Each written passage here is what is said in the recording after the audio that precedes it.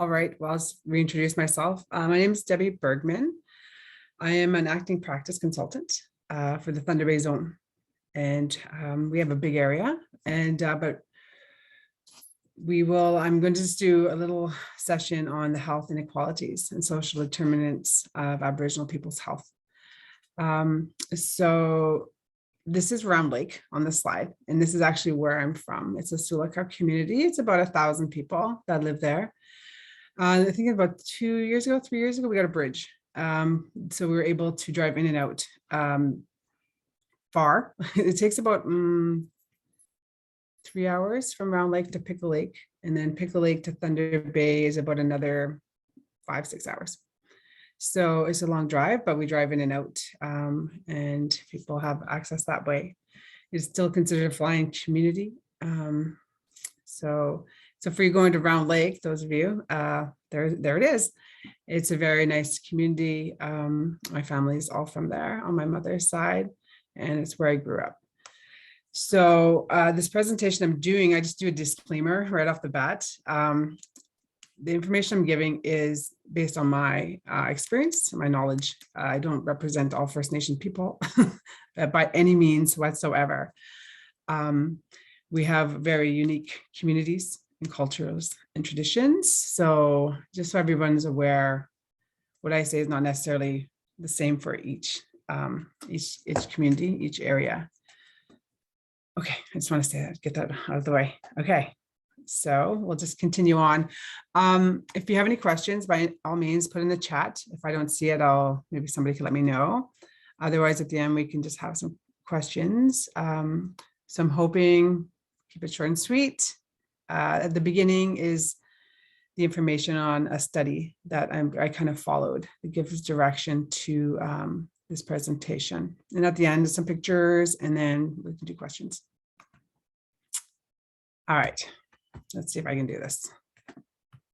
All right, okay, there's me in this is Round Lake. This is one of my grandmothers. Her name is Georgina.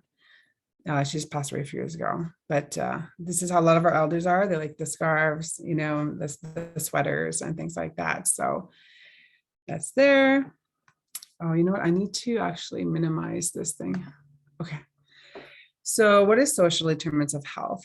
It's non-medical factors that influence health outcomes is definition. And it often refers to a specific group of social and economic factors within the broader determinants of health. These relate to an individual's place in society, so income, education, or employment. Experiences of discrimination, racism, and historical trauma are important. Social determinants of health for certain groups of people, including Indigenous people.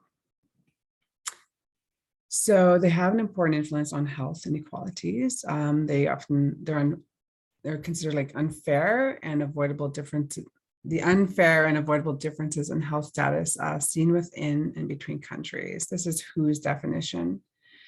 In all countries, at all levels of income, health and illness follow a social gradient. The lower the social economic position, the worse the health status is what is stated.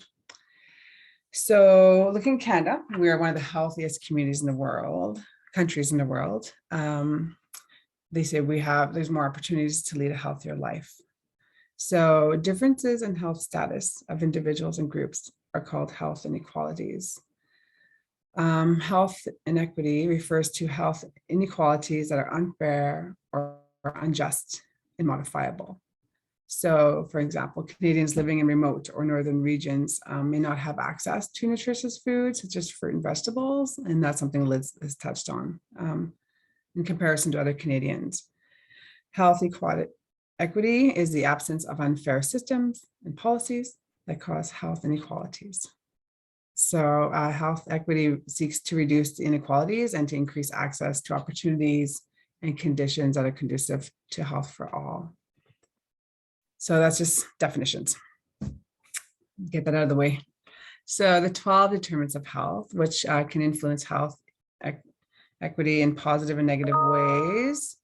So they're listed there. So we look at income, social status, your social support networks, education, employment, social and physical environment, personal health practices, biology, child health development, health services, gender, and culture.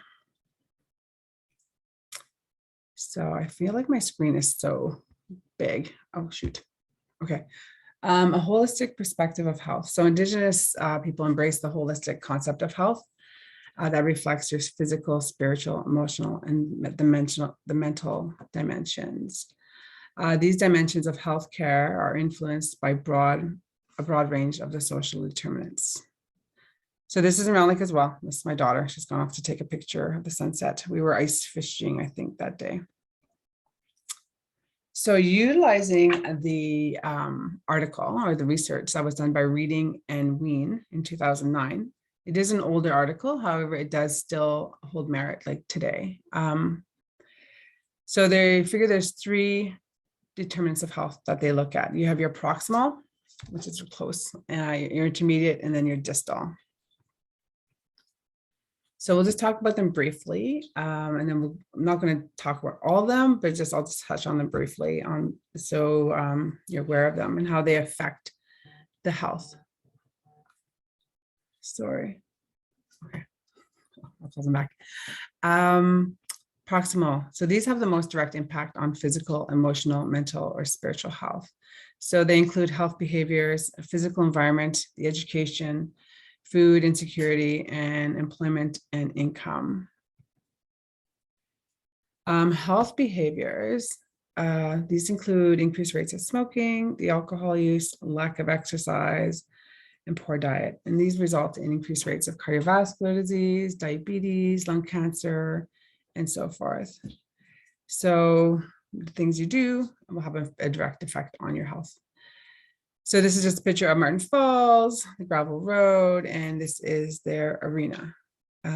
So they have a outdoor arena, like an arena there, so they can go play hockey and sports. And right behind it is the nursing station. I have to somehow, oh shoot. Sorry, my screen is so big, I'm missing a couple of things. I think this says, I can't remember what the top of it says. Okay, anyways, well, sorry, I'm like still learning my IT stuff. Some of the things you're going to see is overcrowding, lack of housing, there's excessive mold, which can lead to an increase in asthma and allergies in children. There may be up to 1 person or even up to 12 people living in one home.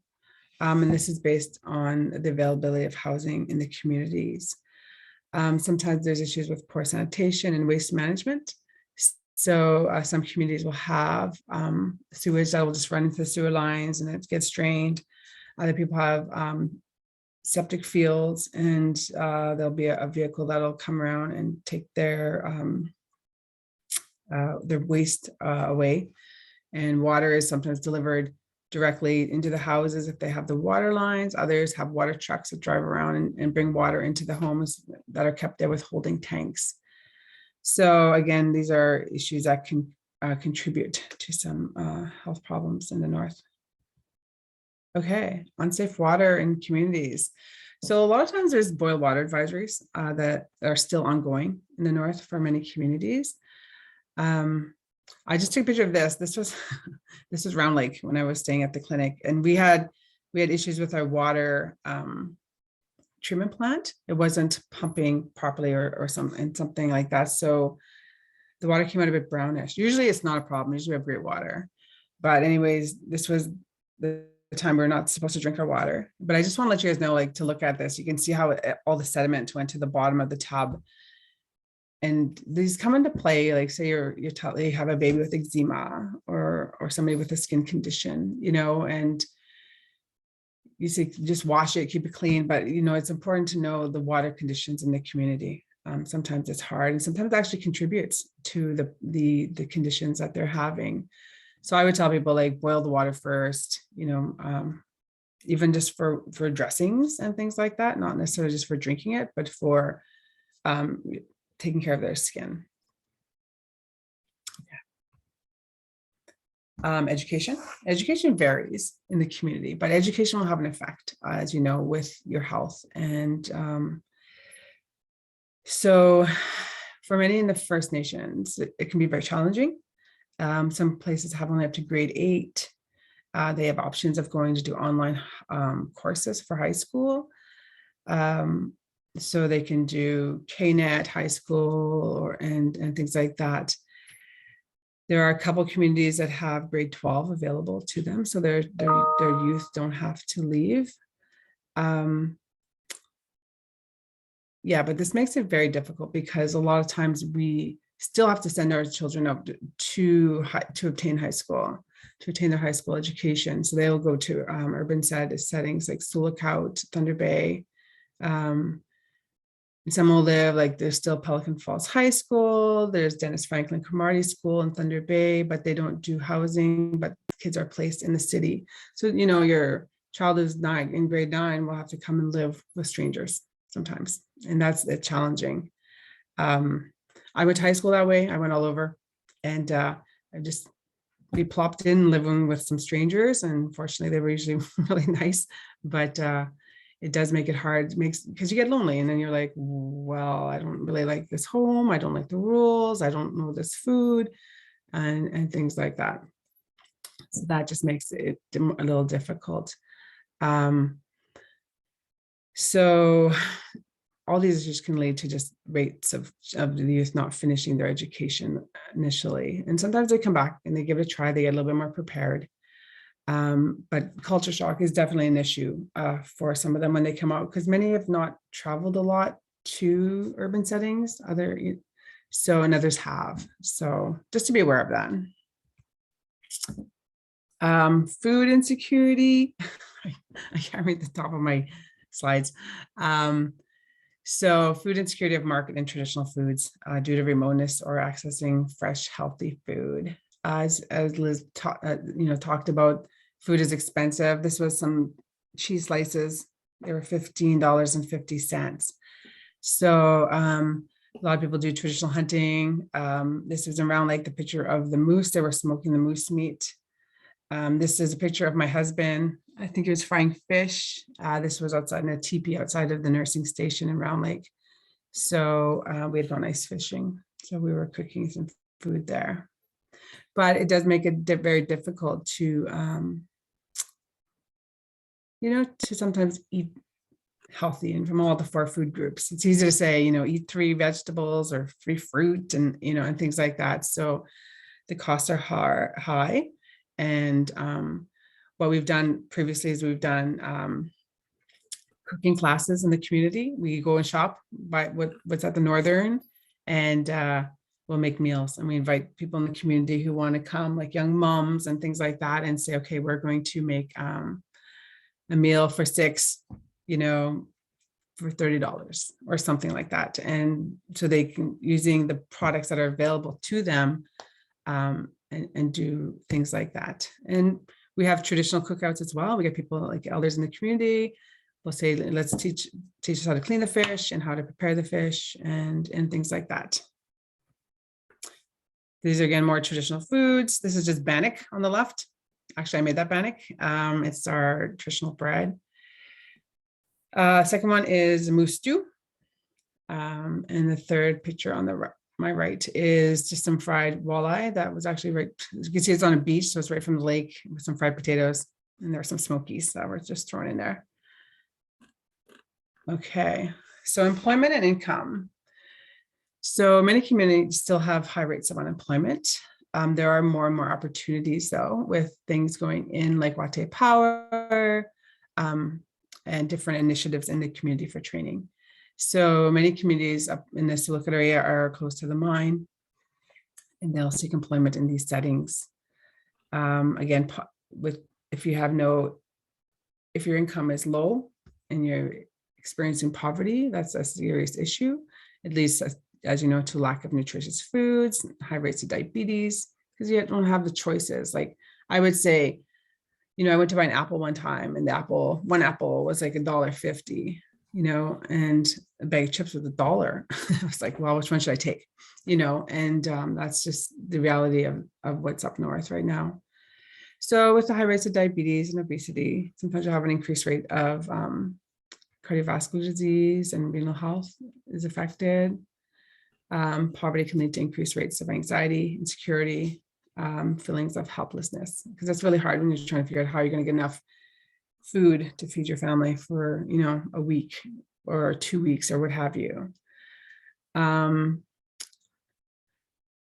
So these forms of psychosocial stress are linked to violence and addictions, and suicide has been associated with poor mental health and substance abuse. So suicide is been a big issue in the North for isolated communities. It still is an issue that exists today. So I won't really talk about that too much, but it is something that you need to be aware of. Okay, so intermediate determinants of health. So things that have an effect on you, but are a little bit further away, but like they're not right on your day-to-day things. So they include healthcare, education systems, community infrastructure, the resources and capacities, environmental stewardship, and cultural continuity. Oh my gosh, healthcare systems. My slides are just way too big. The federal system of healthcare is delivered for on-reserve First Nation communities. So that's us, ISK, Health Canada. Nurses play the strongest role for accessing care. We're the frontline workers. We're the ones who pick up the phone. We're the one in nursing stations when they need help, or if they're ill, or to get any kind of care. We have nursing stations and health centers with treatment, and they're the main centers for health services in the communities. Some of the things we experience are often limited access to services for physicians, optometrists, dentists, dietitians, and mental health services. Many times travel to these urban centers is an issue, and non-insured health benefits, NIHB, they cover cost of travel and medication. And sometimes there's issues with this as well. We always have an increased need for public health promotion, and illness prevention. A lot of times we're just focused on acute care. So we want to look at other things, so how to keep people healthy, how to keep them well, how to prevent illness. So we do have health authorities in the North that focus on a lot of these issues, and they will travel up north for short periods of time to provide services. So you hear the term SLFNA, which is a Silukat First Nation Health Authority, and they do all the Silukat area. And then you have also Matawa Health Cooperative, and they do the Matawa communities, and they have physicians, and they have different services available to them. You're going to see like a lot of OTN and virtual services, and they're increasing. And this is for patients who have better access to healthcare and specialists. So they'll do OTN for a doctor's appointment, a specialist appointment for follow-up, so they don't have to travel so much in and out on the planes. You can do mental health. Nan Hope line is there. You can go on OTN. And if you need to speak to someone who's having, say your patient's having mental health issues and needs to talk to someone and may not feel that they want to talk to you, or they don't want to talk to the community mental health, if there is any, you can access them, and they can come. You can do it on phone. You can do OTN and not request a face-to-face, and they will do that. I actually tried. It went on Nan Hope line to see how it worked, and it works really well. Education systems, we've talked about that as well. There's a lot of early childhood education programs in the North. A cultural curriculum has been shown to retain First Nation students in grade school and high school. So when they come out, if say you go to Round Lake, they do lots of traditional education. They go out and they will, if hunting season, they teach kids how to clean the meat, prepare food and things like that. They might go out partridge hunting. They'll do like beading and crafts and things like that. So that's there. Cultural continuity. So that's the degree of social and cultural cohesion within a community. Healthier communities, they usually have more control over their own education.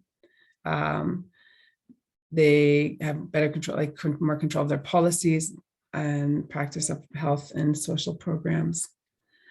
It also involves traditional intergenerational connectedness. So this is maintained through intact families and the engagement of elders who will pass along traditions to the next generation. Okay, getting close, being done. Distal determinants of health. So the ones that are further away, but they've shown to have the most profound influence on health of a population because they represent political, economic, and social contexts that both construct intermediate and proximal determinants. So touch on these briefly. I'm sure you've had a lot of this education on your Ottawa orientation, so I'm not going to go too much into it.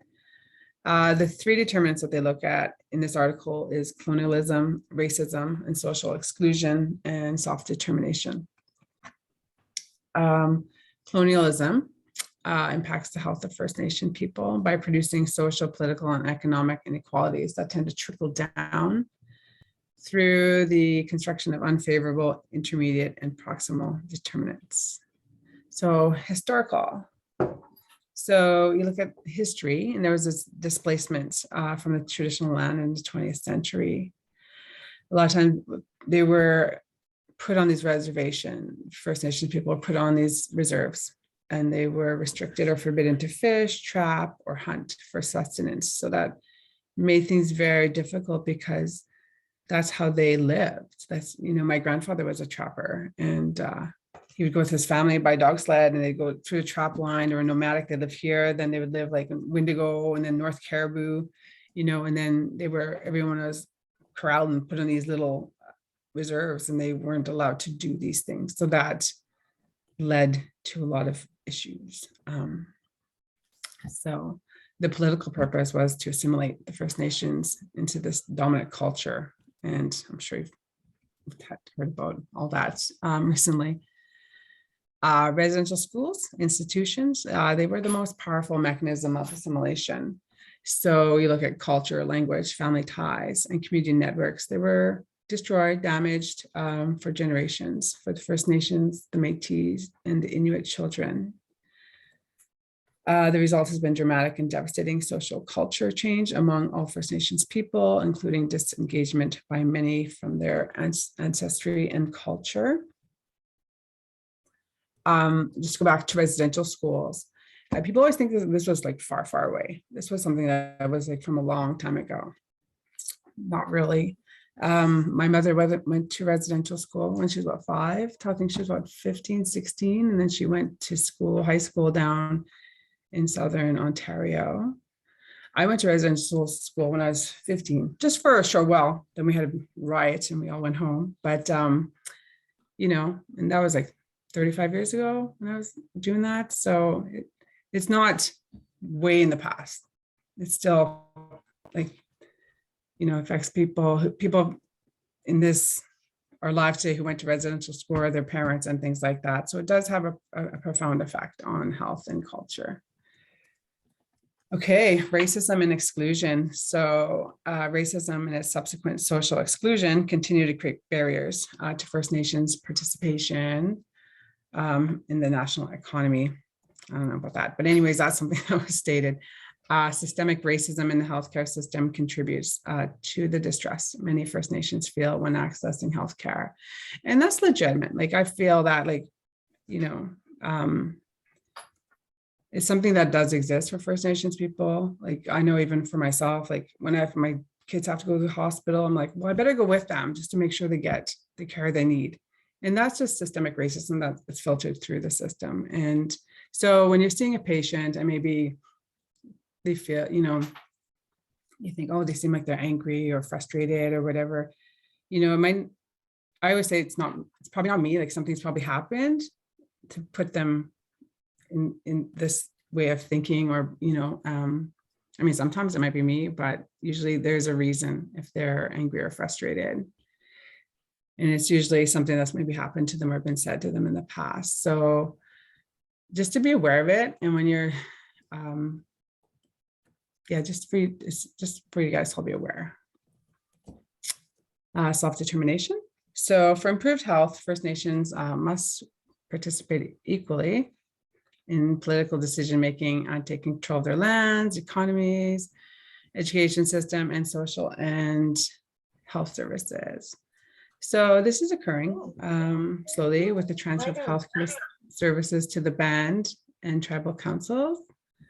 Liz spoke of this community leadership, which consists of chief and council. They make decision and provide directions for their community, and they're elected into this position. I don't know of any, maybe one hereditary chief, but usually it's through an election process.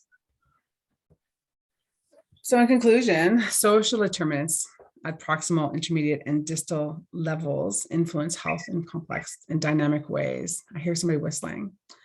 The individual and cumulative effects of inequitable social determinants of health are evident in diminished physical, mental, emotional health experiences by many First Nations people and communities. Unfavorable determinants of health are associated with increased illness. So to improve the health status of individuals and communities, a social determinants approach would be the most effective.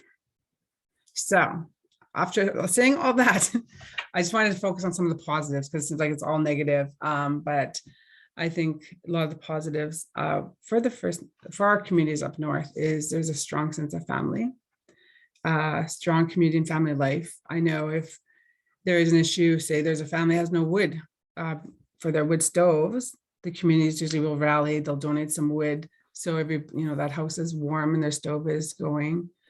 Same thing if they know there's maybe the family doesn't have any food, they'll do a food drive and they'll help each other out that way. There's more and more educated community members who are returning home to work. And that's good.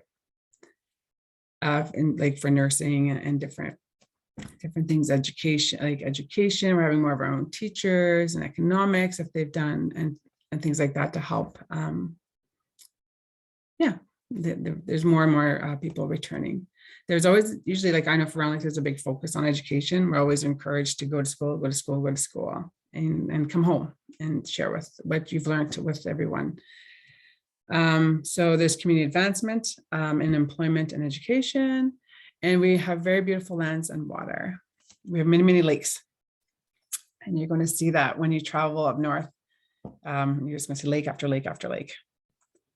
So there's more increased First Nations professionals, I think that says, in the healthcare field. So you're going to be working with more First Nation nurses, counselors, PSWs, physicians, and diabetes educators, and so forth. So Liz touched on this briefly. I will too. It's just the languages. There's 3 main dialects in the region. So Ojibwe, Cree, and Oji-Cree, and English. It all varies in community to community how much of our first language is spoken. A lot of it's taught in school for language classes. Round Lake, we speak Oji-Cree, which is a mixture of the two. And yeah, that's like a picture of a community. I can't remember which one. I got that from Kathy. Okay, so I always figure, I'm showing you this app. This is a free app. It's called KOBE. So Kobe, and KO is like Kuwait something. KO is Northern Chiefs. So, and Board of Education. They've developed this app and you can download it for free onto your phone. And you can pick the dialect you want, Oji-Cree, Ojibwe, or Cree. And I have it on my phone. So if you get it, you download it for free. And these are some of the things that that'll show up. So you can pick like body part phrases, if you want to learn food, how to say them, traditional clothing, commands. So I just opened, this is another one. So you pick one of the topics, this pops up and it'll say, how do you feel? And then you can click on it and it'll say, like, how do you feel? And in Nigerian, that's what it'll say, but it's also written in syllabics, but there'll be a voice that'll say that to them. And so you can actually say hold it to your patient. And if you can't say it, it's also just good practice to learn how to learn some of the language that you're working in. I think it's important when you go up that you make an effort to try and learn at least some of the basic terms. I always think if I went to work in Quebec, I would try and learn French, at least to have basic communication with my patients and my clients. So this is free. It's really good. And I use it once in a while, just, because I don't speak a lot of Ojibwe, Ojibwe with a lot of people out in the city. So you just, you practice your words, and the elders like it, and it does work really well. So traditions and cultural beliefs. Each community is very unique in their tradition and cultural beliefs. Religions may include like traditional, Roman Catholic, Anglican, New Life, and so forth. So everyone is unique. They all have, like, one community might have, like, Round Lake has 4 churches, not a lot of traditional. And then you go to another community and it's all Anglican. Another community might be a mixture of traditional and Roman Catholic. So this is just a picture in Ogoki. They were doing some drumming and stuff like that there this summer. So some of the traditional lifestyles, so you're going to see people are busy doing a lot of these crafts or these games. So there's still a lot of hunting and trapping, fishing. They make a lot of, there's crafts, medicine making. Some communities will go and collect medicines that they use. So when you are seeing your patient, sometimes when you're asking if what are they taking for this, say they have a wound, I just ask, are you taking any traditional medicine? And they'll tell you. They may not initially say what kind of meds are you taking. They won't necessarily give that, like say there's Labrador tea or what have you, or some kind of a root.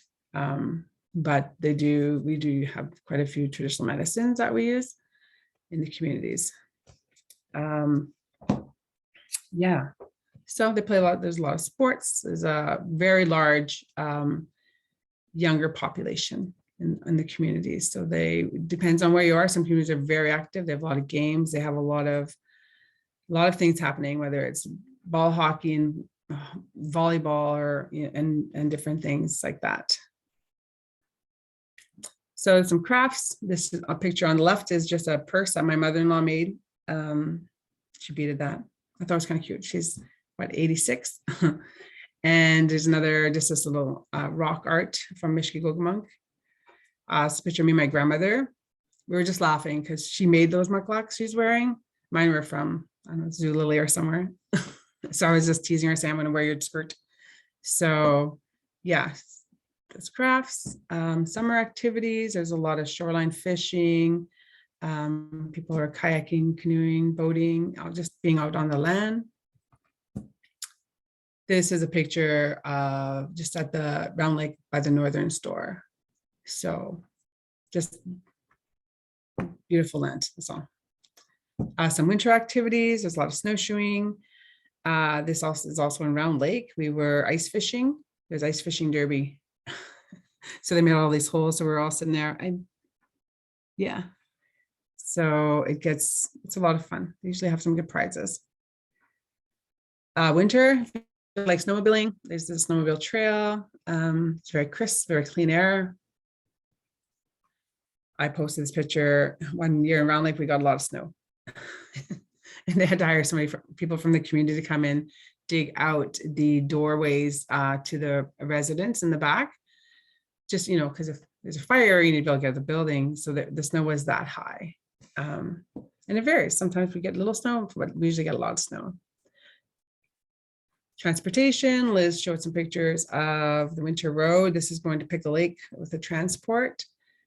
When I used to travel in and out, I'd have to get my own flight in and out. So this is Wagmire. It was fun. I used to have to crawl through the front, and I'd get a ride from Sulikout.